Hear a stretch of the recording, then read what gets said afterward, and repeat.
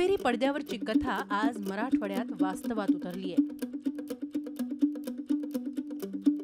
हे ढोल ताशा कुण्या राजकारण्याच्या स्वागतासाठी नाही, तर आकाशातून बेफाम बरसलेल्या वरुणराजाच्या स्वागतासाठी आहेत। दुष्काळानं ग्रासलेल्या उस्मानाबादकरांवर वरुणराजा चांगलाच बरसलाय। जिल्ह्यात गेल्या 4 दिवसांपासून सर्वदूर पावसानं हजेरी लावली आहे। जिल्ह्यात सरासरीच्या तुलनेत आतापर्यंत 92% पाऊस झालाय। या दमदार पावसानं कोरडी ठाक पडलेल्या नदी नाले दुथडी भरून वाहू लागले। या पाण्यानं बळीराजाची सारी चिंता धुवून काढलीये। गेल्या 5 वर्षापासून नदीला पाणी आलं नव्हतं, दुष्काळ होता, पण पाणी टंचाई भरपूर होती। त्याच्यामुळं आता नदीला पाणी जे आलं त्याचा आम्हाला आनंद एवढा झालाय की शब्दातही सांगता येत नाही। पावसाचा एवढा फायदा झाला आहे की गेलं खरीपाचं पीक जरी गेलं असलं तरी आता रब्बीचा जे ज्वारी हरभरा जे येणार आहे त्यामुळं शेतकऱ्याला भरपूर फायदा होणार आहे आणि पिण्याचा पाण्याचा हे प्रश्न कायमचा मिटणार आहे। त्याच्यामुळं या वरुणराजाचे धन्यवाद मानव तेवढे कमीच आहे। दुष्काळाच्या पार्श्वभूमीवर उस्मानाबाद जिल्ह्यात अनेक ठिकाणी नदी खोलीकरण आणि रुंदीकरणाची कामं झाली। जिल्ह्यात एकूण लघु, मध्यम आणि मोठे असे मिळून 216 तलाव सिंचन प्रकल्प आहेत। यातील 67 लहान प्रकल्प 100% भरले, त्यामुळे जिल्ह्याचा पाणी प्रश्न मिटलाय। हा वेगळाच आनंद आहे सर।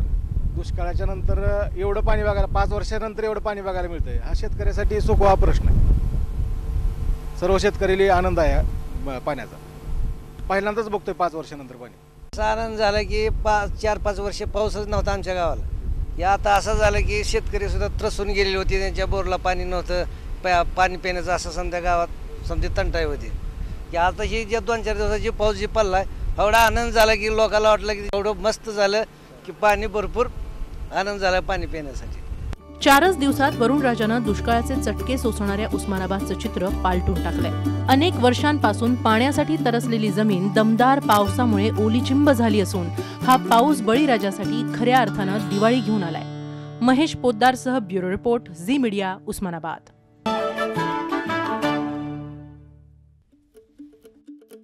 जिकडं तिकडं पाणीच पाणी झालंय। नदी नाले दुथडी भरून वाहू लागले आहेत। गेल्या 3 वर्षांपासून दुष्काळानं होरपळलेल्या नांदेड जिल्ह्यावर यंदा वरुणराजानं भरभरून कृपादृष्टी दाखवली आहे। गेल्या 5 दिवसांपासून नांदेडमध्ये मुसळधार पाऊस बरसलाय। वार्षिक सरासरीच्या 96% पावसाची नोंद नांदेड जिल्ह्यात झाली आहे। या पावसानं गोदावरीला पूर आला, विष्णुपुरी धरणाचे 10 दरवाजे उघडण्यात आले। हे पाणी गावकऱ्यांसाठी अप्रूप ठरलंय।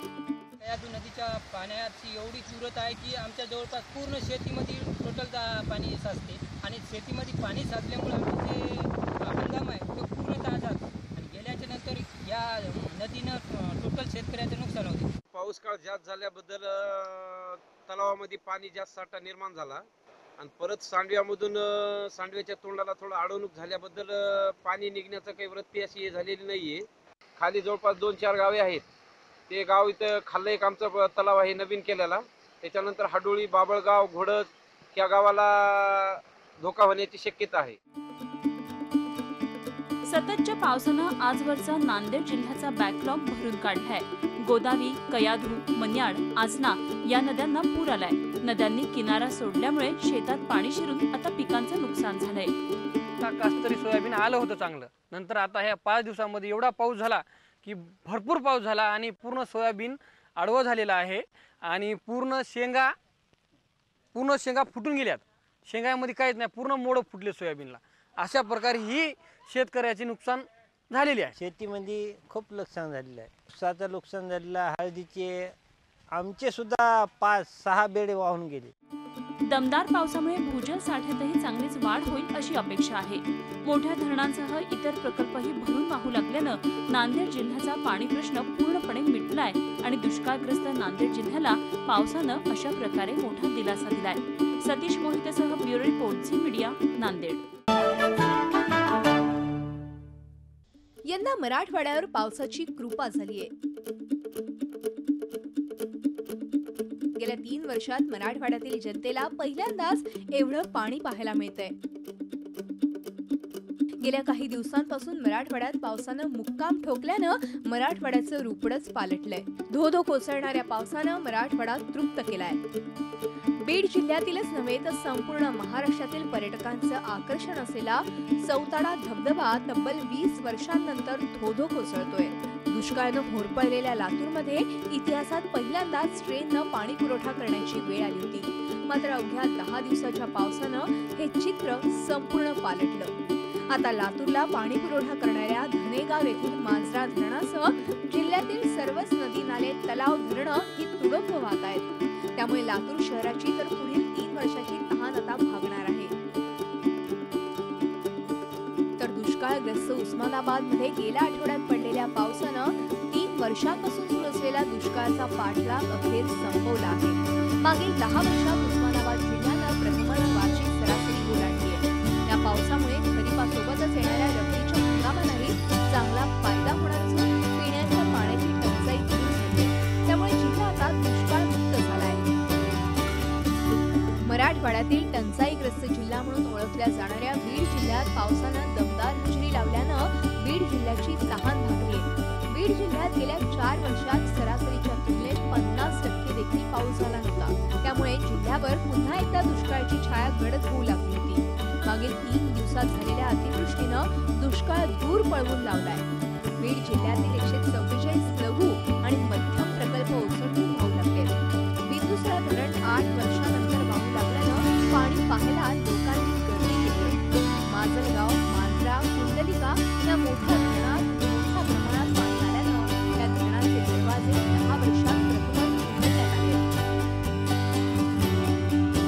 दुष्काळाच्या फेऱ्यात अडकलेले हे तीनही जिल्हे पावसामुळे दुष्काळमुक्त झाले. मराठवाड्यातील 2 जिल्ह्यांचा अपवाद वगळता सर्वच जिल्ह्यात सरासरीपेक्षा जास्त पाऊस पडलाय.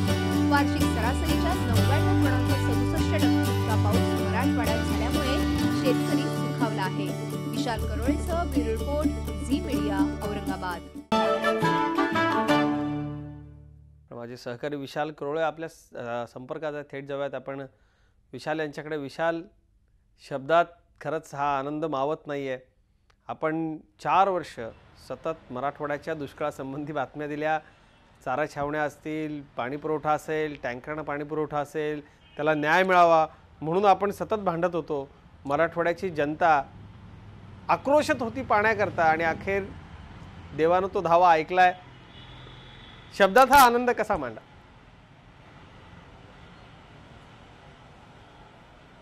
खऱ्या अर्थानं वरुण राजाला सुद्धा आता मराठवाड्याची दयनीय अवस्था पाहावल्या गेली नाही आणि कुठंतरी ही दयनीय अवस्था दूर व्हावी म्हणून तो प्रसन्न झाला आणि मराठवाड्याला त्यानं तृप्त करून टाकलं असं आपल्याला म्हणता येईल. अजित, गेली 4 वर्ष मराठवाड्यात फिरताना फक्त दिसायचं ते उद्ध्वस्त झालेलं रान, उद्ध्वस्त झालेलं घर आणि उद्ध्वस्त झालेले शेतकरी.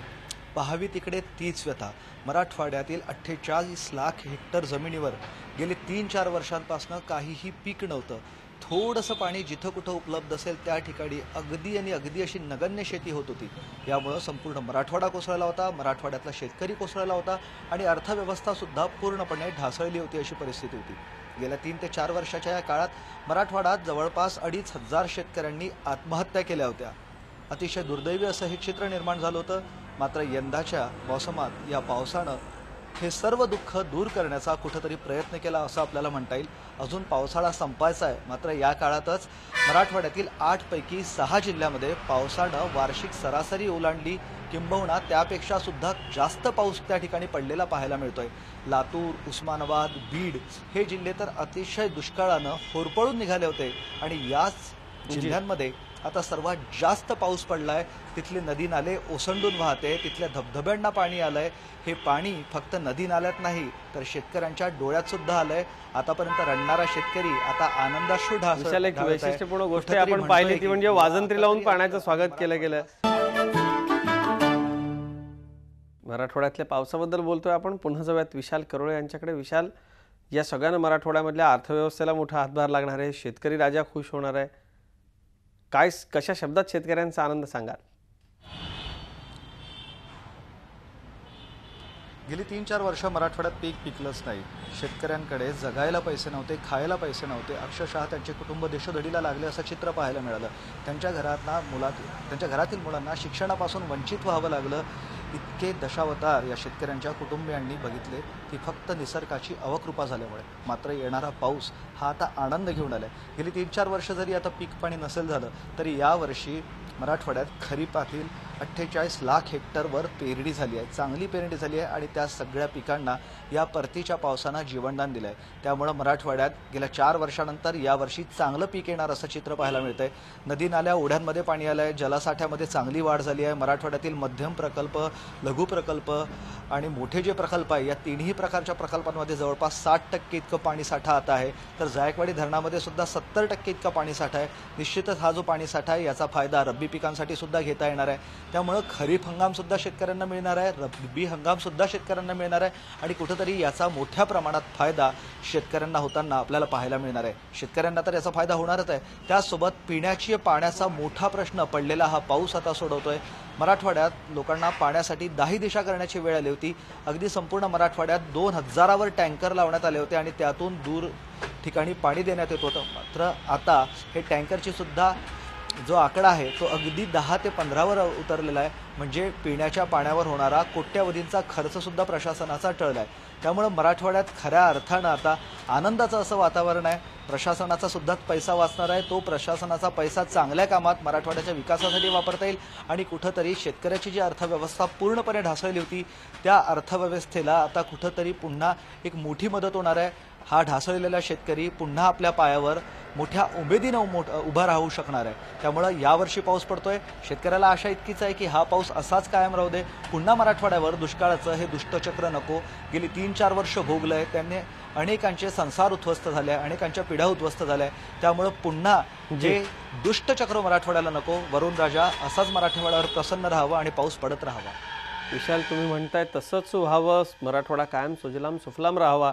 आणि यातनं एक गोष्ट मात्र दिसली की 4 वर्ष ज्याची वाट पाहत होतो, पाऊस 4 दिवसात ते करून गेलाय. निसर्ग फार मोठा आहे, त्याची कृपा अशीच राहू दे. धन्यवाद आपल्या माहिती करा. झी 24 तास रहा एक पाऊल पुढे.